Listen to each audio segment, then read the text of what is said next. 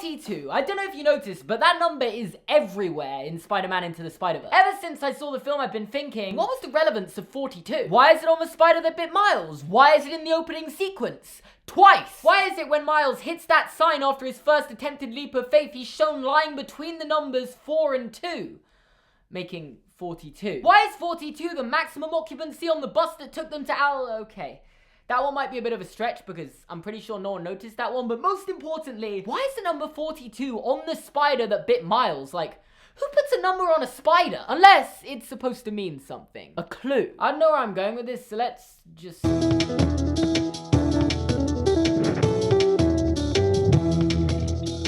films come out, there have been quite a few suggestions to what the relevance of 42 might be, most pointing to the fact it's an obvious reference to Hitchhiker's Guide to the Galaxy. Because, you know, 42 is the answer to life, the universe, and everything, which is a pretty important number, all things said and done. But I don't know, it just seems like such an obscure reference to a 40-year-old book, and I get if the creators liked it and want to give a nod to it, that would make sense, but multiple times throughout the film without seemingly any deeper meaning to it, I'm just not buying it. Others are just pointing towards the fact in the comics the spider was test subject 42 of Oscorp's Experiment 192. This is also the case in the PS4 game where we actually see MJ break one of the Oscorp experiment box things only for the spider to escape and later bite Miles. So maybe this was just a random number chosen by the person who wrote the comics in 2014, except no, because the number 42 is also referenced more than once in the comic, as it's on the lottery ball that got Miles into Vision's academy. I'm only here because I won that stupid lottery. And the only argument I can think of in favor of both these numbers still being random is that it's supposed to symbolize that Miles becoming Spider-Man was a lottery, and technically anyone could be Spider-Man. Which, you know, actually resonates really well with Miles' narration bit at the end. Anyone can wear the mask. You could wear the mask. If you didn't know that before, I hope you do now. Ooh, I kinda like that, but it still doesn't explain why these two numbers fall next to him, or the bus. No one's talking about the bus. 42 people, you gotta be kidding me.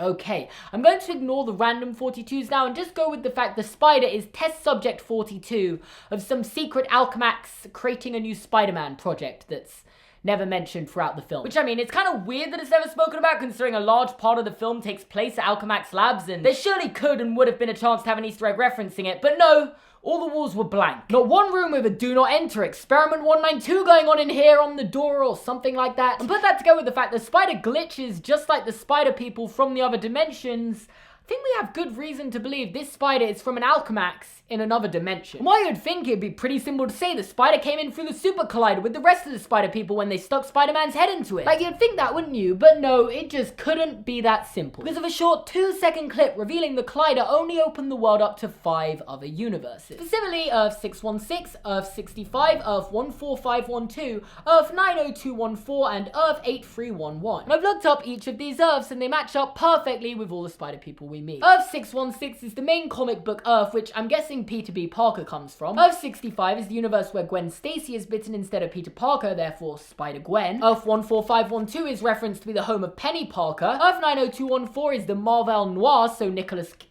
Spider-Man Noir. Earth 8311 is known as the Larval Earth, and therefore Peter Parker. And of course, I guess I should mention Earth 1610, which is the home to Miles Morales. Meaning, well, we're a little stuck. I can confirm the bus has exactly 42 seats, like 1 for the driver, 9 rows of 4, and 5 at the back. That's exactly 42, like, it's really good attention to detail. Sorry, I'm supposed to be talking about the spider that has the number 42 on it, not the bus. I've done some real digging, and I think I found the solution to its origin. Starting at the end, credits scene in Nueva York. We're introduced to 2 new characters who I believe are Miguel O'Hara and Lila from Spider-Man 2099. What makes this end credits scene interesting is that while both these characters are from another universe, they both seem to know exactly what's happened during the events of the film and have developed some new technology because of it. Here's the good news. Oh, here we go. The multiverse didn't collapse. Oh, cool. A little touch and go, but it worked out. Almost implying they might have masterminded the events of the film. And that's not just an empty point. They literally have 6 monitors showing the 6 spider people who were brought together during this film, including Miles, who's only been a Spider-Man for a few days, you know, just casually playing in their spider lair. Well, maybe this is all just there to look good in a comedic end credit scene that's not supposed to be taken too seriously. The whole point of end credit scenes are to tease future films. And after this film, Sony have confirmed they're working on both a sequel and a spin-off revolving around Spider-Gwen, who also knew about Miles before she should have. My spider sense told me to head to Vision's Academy. You guys are... Wasn't sure why until I met you. What does that even mean that her spider sense told her to go there? Like, the general description of a spider sense from the comics is that it manifests as a tingling sensation at the base of their brain, alerting them of impending danger.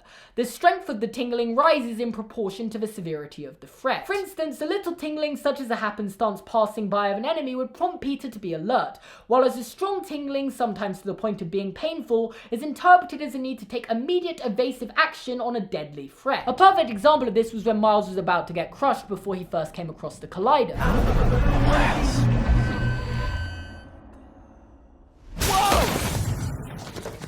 So I just don't get how Gwen's spider sense was telling her to go to Brooklyn Academy, especially when Miles wasn't even Spider-Man yet. Add that to the fact she was also conveniently sent to Earth 1610 a week earlier than everyone else so she could be introduced to Miles early, because I'd say it doesn't really add all that much to the plot just so they knew each other. I guess it means they don't have to introduce another character who just becomes unimportant later, but still. And how about in the very last scene in the film where she has somehow come into the possession of technology helping her to communicate with Miles through dimensions? Not Peter Parker, who he spent most of the film with, or Penny Parker, who seems the most technology-driven Spider-Person. Gwen Stacy. And I just find this really interesting because you know where else we see someone using technology like this? But you could be the first person to make an autonomous multiverse jump.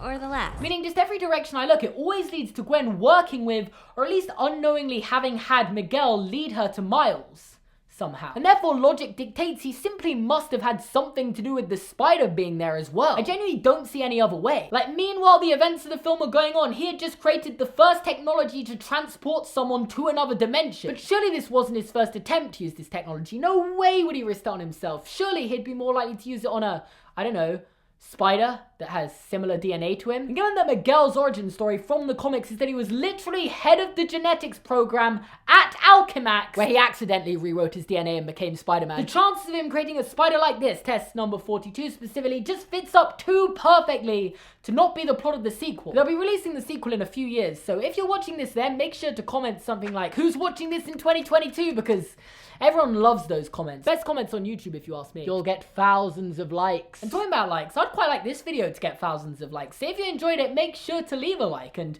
subscribe to my channel by clicking here. You can watch another video by clicking here. You can check out my Patreon here and in the description down below. Also, go follow me on Twitter and Instagram, also in the description down below. Thanks for watching and I'll see you guys next time. Boom! That is the done video. Spider-Verse, Spider-Verse, I'm done. Boom. Yes.